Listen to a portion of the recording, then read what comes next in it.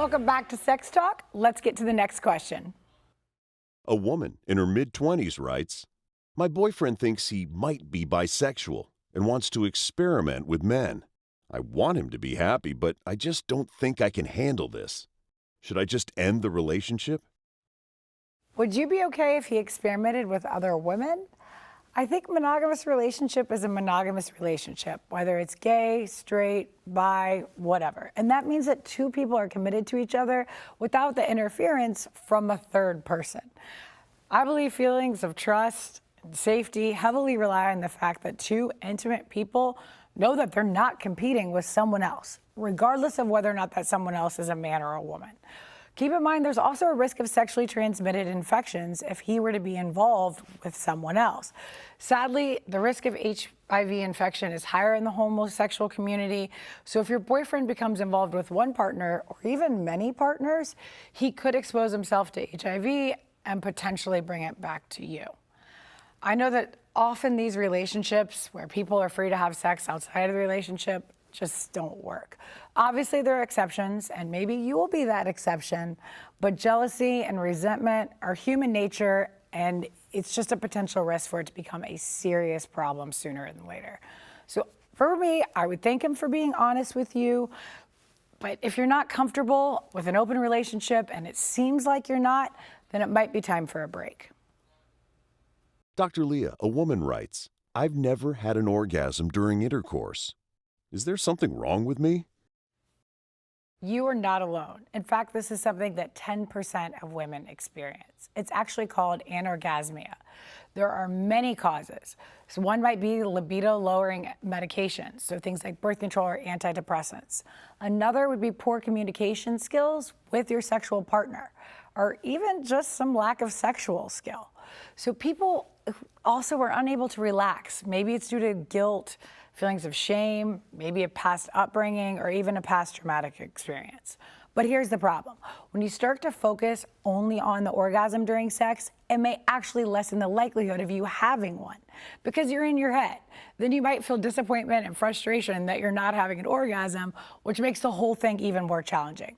So ask yourself, why am I having a difficult time? Does it feel like you're gonna peak and then stop? Does it kind of go and then fade out? Are you never getting excited to begin with? Focus on having an orgasm with yourself before you involve any other partners. Maybe sex makes you feel self-conscious. Maybe you're just focused on pleasing the other person. So you might not be able to do the type of act that you want to do because you're focused on someone else.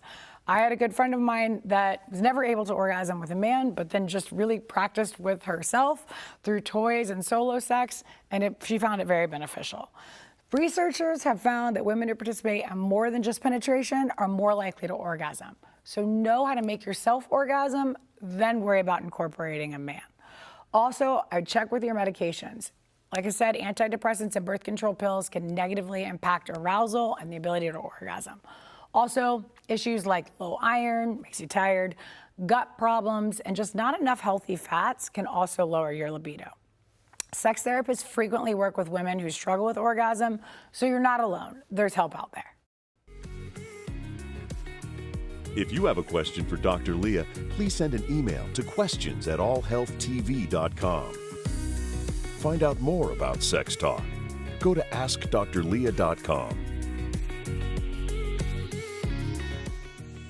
Are you worried about your sex drive? Let's look at some of the causes of low libido.